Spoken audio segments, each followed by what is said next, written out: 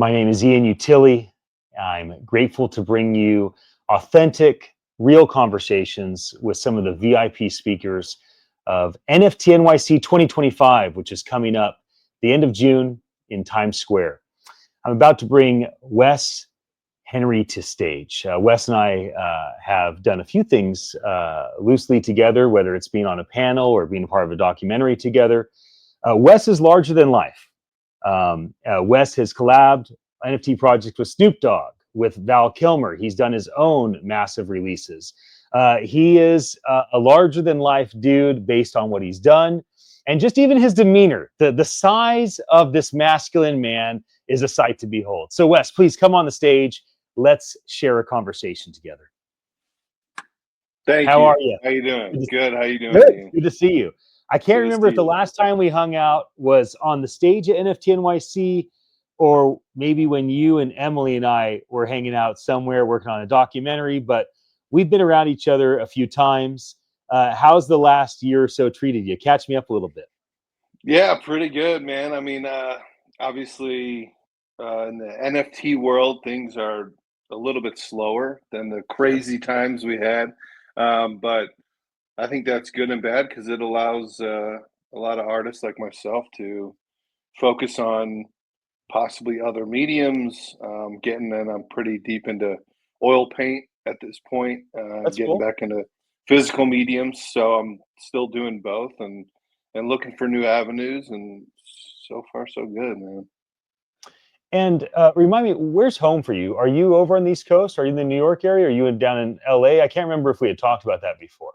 So I'm a Chicago born and Chicago. bred guy, but I recently moved to Colorado. Okay. So got a house out here. I'm like 2 minutes from Red Rocks Amphitheater, so I'm Okay, right nice. nestled in the foothills. It's pretty beautiful. It's nice every day out here. It's great. My little brother's out there in Broomfield. Oh, nice. Yeah, near the college, and he's enjoyed it. I think him and his wife and their 5 kids have been out there for almost a decade now. So every once in a while, I'll Wow. go out for a visit. I've got a lot of friends that run organizations in Denver and Colorado Springs. So that's a cool spot. I actually like Chicago. Of the 3 large cities in the nation, Chicago is actually my favorite. Yeah. To me, Chicago has like the things that make Manhattan epic and the things that make LA epic. But the way the media has framed Chicago is, in my opinion, such a misrepresentation of the city. Because when I'm in Chicago, it's like, dude, this place is so clean. This place is so beautiful. This place is so thoughtful. Like the way that it's been cultivated over history is so thoughtful. So did you grow up there in Chicago? Yeah, so I was born and raised in the burbs, and then as soon as I could, graduated college and moved downtown, and that's where I had my career as a creative director, running up through the ranks in advertising, and lived down in Old Town for about 15 years, and I loved it. Yeah, that it's a very clean city. It has a bad reputation, but anyone that's lived there knows that. That's just not the way that it is. It's very It's definitely not separated. like this. The Yeah. crazy statistics are in a different area than Right. where a lot of people live. So, but Right. yeah, I love it too. I love to visit New York. I think living there would be pretty Tough. wild. And then LA as well. It's like they have gorgeous Right. weather. It's like you're in paradise, but they have their own set of problems, and it's not very walkable. Which that's the beauty of Chicago too. It's kind of closer to New York and the walkability and things, but it is Yeah. much cleaner. I mean, the nicest part of New York, the tippy top, is still not nearly as clean as the average part of like the north side of the city of Chicago. Yeah. So let's make some comparisons with Chicago and the NFT industry. Uh, they both have had their skyrocket booms. Now, obviously, NFT is isolated in a period of several years, and Chicago is isolated in a period that's over a century. But they both have had their booms, right? They both have had their moments where NFT was the most exciting thing in art, most exciting thing in distributed ledgers, blockchain, digital assets. And there's been times where Chicago clearly was the most exciting city in the world. And then they've gone through moments where they've kind of fallen off a cliff. And now Chicago's the most dangerous, and it's this bad thing, and it's this don't want to live there. There's times where Chicago has been like the epicenter of culture. It's where all the hip hop's happening. It's where all the energy's happening with art and music. And then it's like, no, now it's in Atlanta, now it's in LA, now it's overseas. And same thing with the NFT industry, right? There's projects that are still viable today, but they've gone a 99% plus drop. Not just in price, but in collector enthusiasm and people's interest. So when you look at the comparison of your hometown city that you love, that you feel connected to, and this industry that you've done collabs with people like Snoop Dogg and Val Kilmer, as I'd mentioned, your own things, been a part of so many things. How do you maintain like your rhythms and knowing that like, hey, there's peaks and valleys, there's ups and downs. What once was up, that goes down, it'll go back up. Like that's just the way the roller coaster works. So how do you see the comparisons in your city with this industry?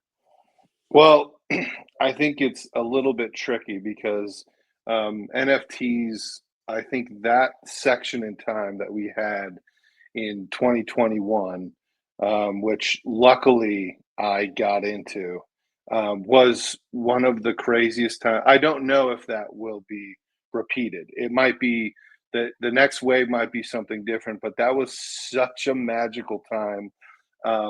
Everybody was doing something. There was events everywhere. There were the amount of people that would come into the space that saw what was happening, that wanted a piece of it, the amount of celebrities. I mean, it was a rocket ship, right? I came in there, I didn't know what was going on. I mean, I had quit my job in 2019, I think, and I was like, I'm just going to start doing art and freelancing, doing logos, websites, whatever, in Chicago. And because I just thought there's got to be a better way. And so I started off slow. It was just like, I'm just going to post stuff to Instagram, see if I get any traction. And I mean, it was like 2 months. I got a DM from Logan Paul, wanted me to do the fight art for when he was that exhibition fight against Floyd Mayweather. And I'm like, this is, Wow. I got to be getting punked, right? I mean, I went from no followers to like it's starting to go up, and now there's a celebrity thing in there. And then one of my buddies is like, hey, you got to try your hand at this NFT thing. And it was like, all right, why not? Right. And I gave that a shot. And that was like, I got in there and it was like a slow trickle. And it was like, oh, wow, maybe I can drop some of these freelance clients and just do art full time. And then I talked to one of my buddies, Sabit, who I got to know, who was doing very well. And I was like, how are you doing this? How are you selling out every time and have this collector base? And he taught me the basics of that. And yeah, so I got in, and my account was zero, or on OpenSea was very slow trickle. And we did a collaboration, and it just took off. And I think in 3 months that account did like $2 million, And obviously I don't see all that money, but it was Sure. the amount of sales that are happening was just so absolutely insane. And that motivated me to be like, all right, I'm not going to do anything else. And what came with that rise is you get to rub shoulders with unbelievable people like celebrities and people in the space and other artists. And I seized that opportunity, right? And Yeah. so I reached out to a million different artists to bring them in, people that would have never talked to me normally. I was just like, hey, here's my cool Instagram art. You want to, be friends? Like, who knows? But because of that industry and the amount of money that was in there, and success and fame and recognition and expansion and all these things that were good for artists, and self autonomy, that was the whole thing was, you don't need a manager or a gallery. You need nothing. It's just Right. you just need to learn how to work on these platforms and then sell yourself on X or Twitter. What back then I think it was still called, and that was all you had to do. And so that was absolutely insane that It was crazy. I was able to be a part of that. And it's like I will always love just like I'll always love Chicago, even though I don't live there. I'll always love the NFT industry. I'll always be thankful to have been a part of that. I mean, there's people that so many people have come with me from that rise and are still a part of my collector base or friends or Yeah. whatever, even still, NFT events that are still going on. I mean, especially in New York with NFT NYC, like Right. I'm going, it's just Yeah. another excuse for me to go to New York and talk to cool people and eat some sushi. And you never know. It's like the last time I was You never there. know. Yeah, I'm walking around with Emily Lazar, and we met all these interesting people, and like, hey, you want to be in a documentary? Like, Right. okay, great. And it's like New York is definitely one of those places where Did you see that documentary is winning awards right now? It's I done pretty saw well. it won like best documentary in the Done pretty International well. Film Festival. It looks like they really did a legit job. I'm happy that I was able to help them with that when they approached me a couple years back. Emily, she's touring big time right now. Oh, I She's just saw her over in Europe. Did you two see? Did you days see ago. September Morning Live? Did you get to see them play? Yeah, whenever she comes through Denver. So I saw her 2 nights ago. She's like, I'm Oh, in that's town, amazing. let's do it. So went to her show and hung out, and it was all like backstage talking to the band, and she's a really close friend of mine, and she lives a Yeah, crazy life. It is, right, but it's refreshing to be around people that are that musician grind is a tough grind. It's different. right. Being an artist is a very solo activity until Yeah, there's events, until there's right. a showing, until there's some in-person event, and but it's a solo journey. And that Yeah, musician thing, I mean, I'm sure there's many aspects that are a solo journey, but you're in a band, right? You have all these different personalities, and you're on. I mean, they tour for like 9 months, and it's they do crazy. a show every night. Every They do the day. whole United States, And and it's and they're a cosplay band tied to a comic book cult yeah, community. I mean, yeah, it's a lot that yeah, Emily and her band have put on their shoulders.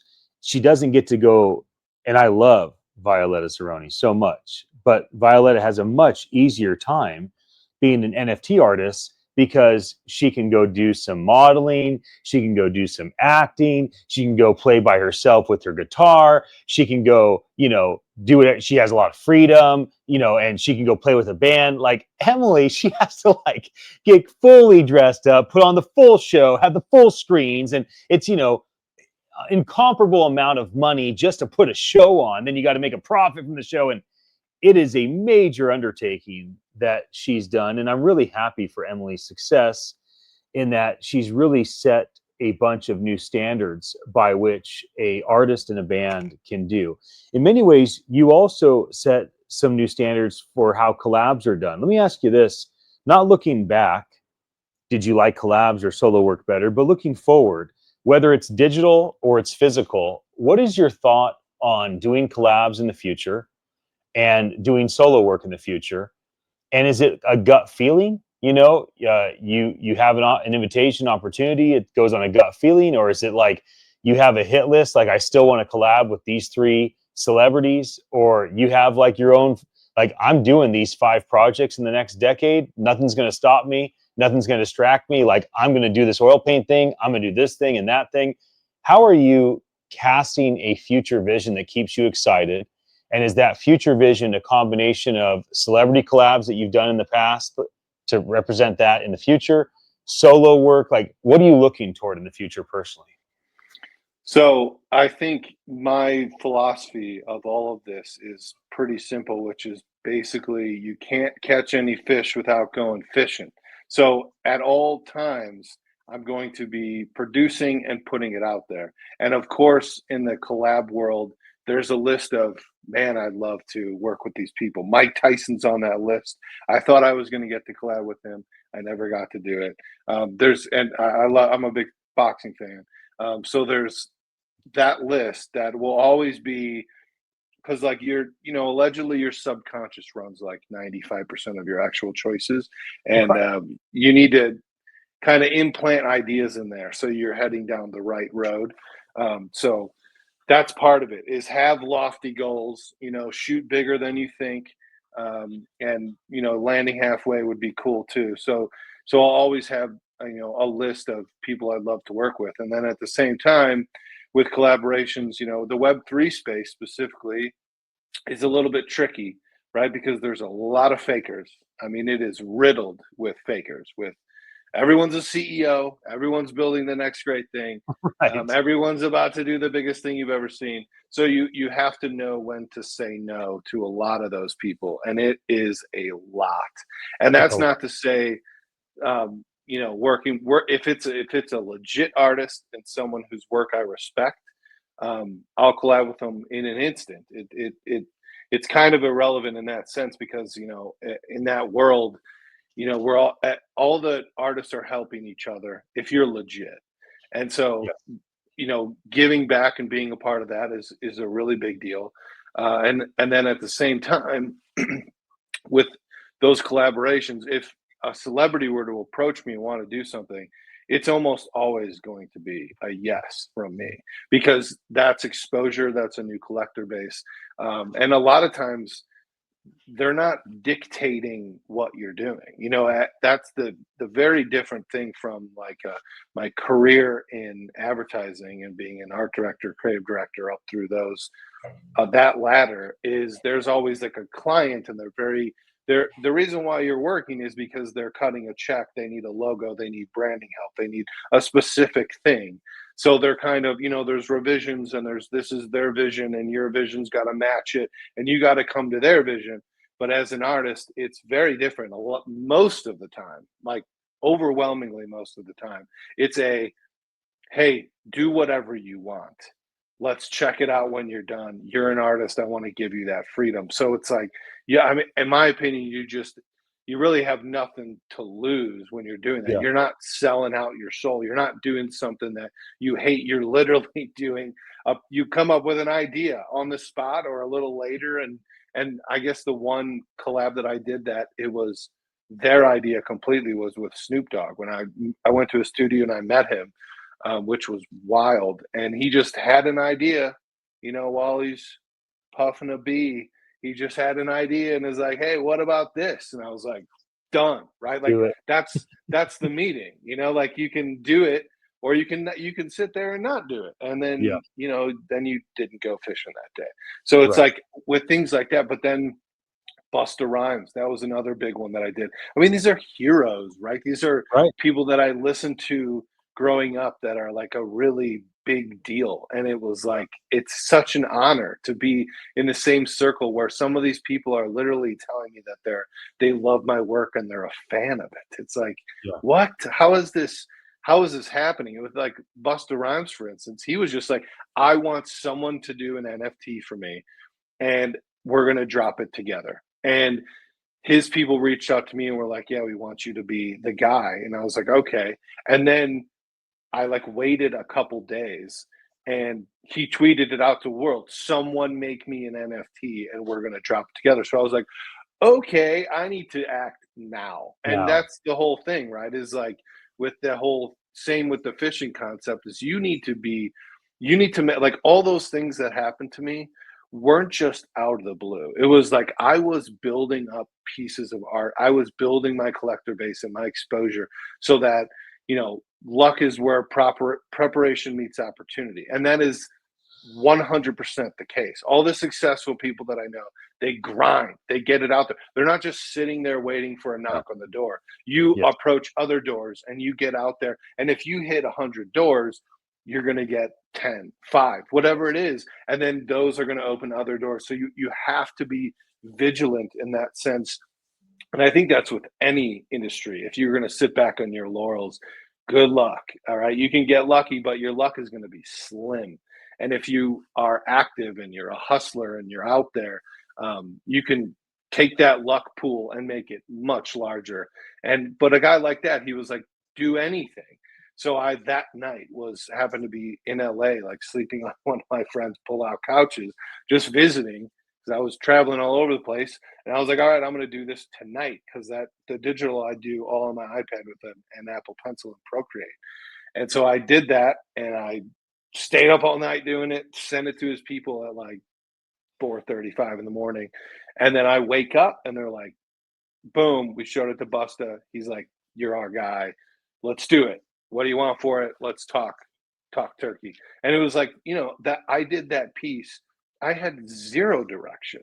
It was just Mm, what I wanted to do for an icon that I grew up, you know, looking at and being like, this guy, I don't know how he creates this music and spits that fast or right, whatever you want to say about Busta Rhymes. But it was right. crazy. And then to return the favor, he's like, "Hey, come down to Quad Studios in New York," which is like in Times Square.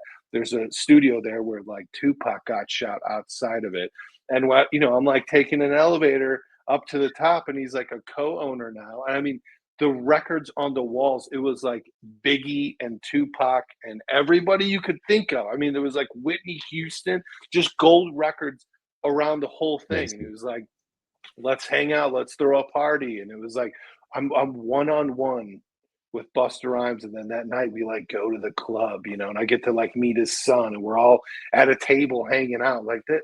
It's just it, and that wouldn't have happened if I wouldn't have been active and reaching out and had someone in my camp that was like, "Oh, this is my guy," and connecting those dots. And then it wouldn't have happened if I would have been like, "Oh, I'll get to it later. I'm too busy," or "I'm tired. I need to go to sleep tonight." Like, no, you got to just get after. You got to be Yeah. hungry, and all those things happen because of that mentality. And it's like that. And the amount of times that I've done things that have not worked out is way bigger than the times I've done things and it's worked out.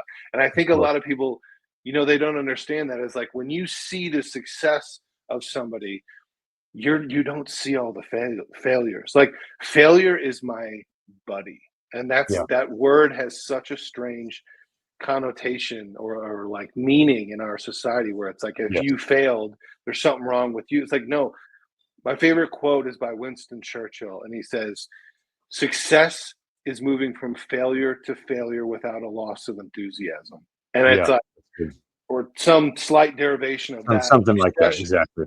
And I'm like, that is the greatest Yeah. expression of what that is I've ever heard in my life. And I could tattoo that on my chest. It's like, every day it's like, have I failed hard? I mean, crippling failures. There were times where I was so close on these deals, and working with big celebrities and big people. They probably have 10, 20 deals of whatever they're working on that are happening every day, and they're Yep. going to decline or they're going to shift, and you have no power. You can just hope for the best, and they could say, "Oh, that's off the table," in a day. And it's like, for you, that deal would have changed your life, and there's nothing you can do. So there were times where I would take a knee in my living room and just be like, "Oh my God, that was so close. I can't Yes. believe that didn't go down." And it's like, if you don't have a lot of those, if you're not failing, I don't know, 10 times in a week, like once a day, you're just not going to have success, in my opinion. I think it's going to Good. be a real slow road. You need to Yeah. be failing often. I want to ask you one last question that's a two-parter, and I'm going to ask you and then let you have a moment to think about it as I kind of just say a few things to the audience before you answer. So the two-part question is, would you rather have a big distributor and marketing company come to you and say, "Hey, we want to give you a fee and a front to have you write a memoir"? So this is Macmillan, Random House, Penguin, whatever. Or would you rather have a Warner, a Universal come to you and say, "Hey, we want to do a biopic on your experience in NFTs"? So that's the first part of the question. If your story that you've experienced over that kind of 18-month to 4-year run, depending on how you define it, if that could be told in a written memoir or a film, do you have a strong preference? That's the first part of the question. The second part was, do you have an idea of what you might call that? And do you have an idea of the legacy or impact that you would hope the story would have? So think about that for a moment as I just get ready to wrap us up.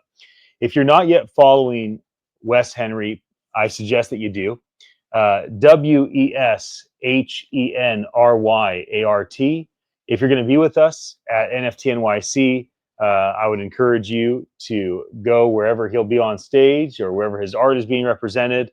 If you haven't really explored his impact on the digital collectible space, his ability to build bonds with people like he's talked about, Busta, Snoop, and others, where he's been able to invite people and be the subject matter expert to say, hey, you can trust me. You can come alongside me. Like, you got this crazy idea. Like, I'll do this thing with you. I think there is something significant about the choices that Wes made, the impact that was had.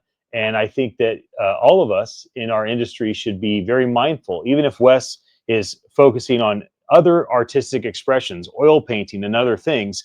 We still should be thoughtful of those that are forerunners, those that forge new paths so that others can kind of follow behind and be inspired by those like Wes that are on the bleeding edge, right? Where many of us want to be safer on the cutting edge. And so, Wes, I do want to thank you for your impact. I want to thank you for your example for many people in our industry. And now I want to loop back to my final question for you, as I gave you a moment to think about it. The first part is book or film? So I am partial to film. I'm a film guy. I love watching movies. And I also, as a marketer, which as an artist, you got to be a marketer. You got to think about exposure to stay alive. That's part of it. That's literally what I'm going to be talking about when I get there at NFT NYC. I think I would go film because that will reach a much larger audience. I know, I mean, I can't even imagine the amount of people that are not reading in younger generations because Right.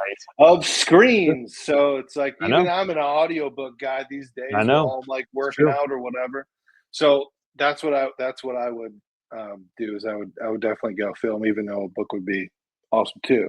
So And then let's say it's Jerry Butler's playing you, because who doesn't want Gerald to play our life story? And you got this crazy great screenplay person to write it with you. You have a world class director. You got the team that could win the Academy Award. You're feeling good about the potential. The marketing budget's there. The distribution's there. This thing's going to go global. What's your first thought on a title, and what would you want the impact to be? You want to make people cry? You want to make them laugh? You want to inspire them? You want to, what would you want to say? What do you want to say with your story if it's told in that medium? so it would definitely be like right off the bat, an example I think of the movie The Founder with Michael Keaton So or good. Founder. Such a good, But such a good. and it's like at the end of the day, you're like, was that a good guy? I don't know, but like I guess the besides the point of how that guy went about doing what he did, which is not where we overlap, because I'm very different. I don't believe on stepping on necks on the way up and screwing people over. It's kind of a let's get all the ships to rise type of thing. But I think that's where I would go. Is like I want the film to be inspiring for sure. Yeah.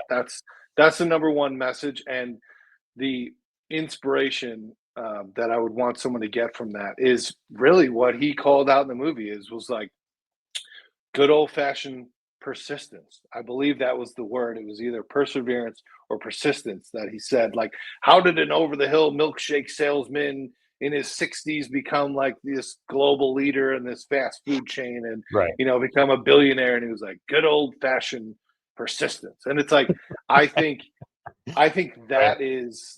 that's the name of the game, right? It's like just keep going and doing it every Yeah. day, and you have to love it.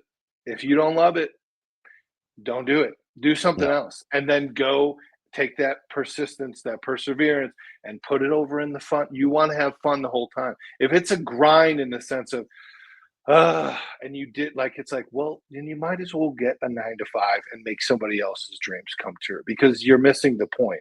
You want to do something that you get up and you're like, man, what are the things I could possibly do today? And I think that, just thinking back to the crazy NFT world, it's like literally every day I would have trouble falling asleep because the amount of Mhm. ideas of what type of launch can I do tomorrow? What type of, collect this and get this and like what people would be excited to do. And it's whatever you can come up with. You can Yeah. try it, and it has the potential to explode and change everything in a day. And it's whatever you're thinking right then, and Yes. you can deploy it the next day, because it's all, self autonomy. You can do whatever you want. You don't have to ask anybody's permission. And I think that was the craziest thing that I got out of that. And the inspiration that you get from being a part of that is, oh, and then meeting all these people. They're just some guy or girl, Yeah. right? It's like everyone puts famous people, celebrities, successful people up in this on this pedestal, and it's like, no, that it's just persistence. That's like the only difference. Like, the person with persistence is going to beat out the super talented Every time. every day. Every. And it's like, so try and take those talents and something you like, and then apply that, and just keep going after it, and make failure your friend. Don't be down if there's a failure. That's good. That means you tried something, and you have to keep doing that, because most people in their heads, whatever their dream is that they want to do, they want to keep that dream up here in Mhm. this lofty little cloud. And like, if you put it into action and it starts to not go well, vast majority of people will stop, and they'll do something else and be like, I knew it. I knew I couldn't do it. Everyone said I couldn't do it, because it's such off the beaten path.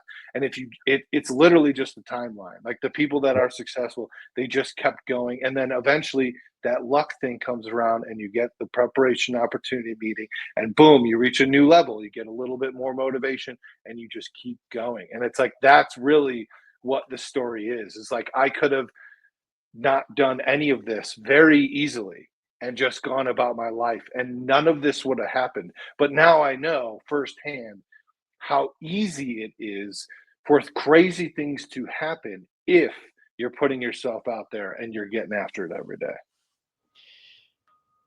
You're very articulate, my friend. Very inspiring. I think this is one that people are going to pause and rewind, as they should. I look forward to seeing you at the event at the end of June. I think it's going to be a totally different experience we've had the last couple of years. I don't remember if you were with us in 2022 at the Marriott Marquis, but we had that and like 10 other buildings we rented. That was 18,500 tickets we sold that year.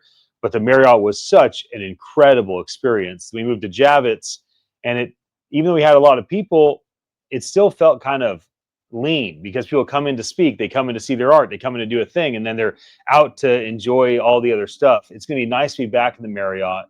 I think it's going to be a great experience for guys like you and I that have been in the industry for a long time, because we're not going to have to go to every single party to see people. People are going to be in that one place where it's accessible. We'll be able to rub shoulders with our friends. And the one thing I had said to a previous guest that came on earlier, Carolina Cotto, was I have a intuitive sense that in the next 6 weeks leading up to NFT NYC, at NFT NYC, and afterwards, there's going to be a reemergence of former collaborators, former partners, people that had started things and never got them to the finish line, people that had stillbursts on projects, people that, really wanted to make something happen, but one thing or another kind of led to it just going on ice, going on pause. And I'm very hopeful that some of these relationships are going to reconnect and create great things together. So I hope that's the case for you. I hope that's the case for people that know you. I think that you've had a lot of experience and bring a lot to the table. So may this be a really wonderful season for you and your network. And I look forward to seeing you very, very soon. Thanks, Ian. You too. Thanks for having me. Thanks, All right, everybody. my friend. Peace. See ya. Bye.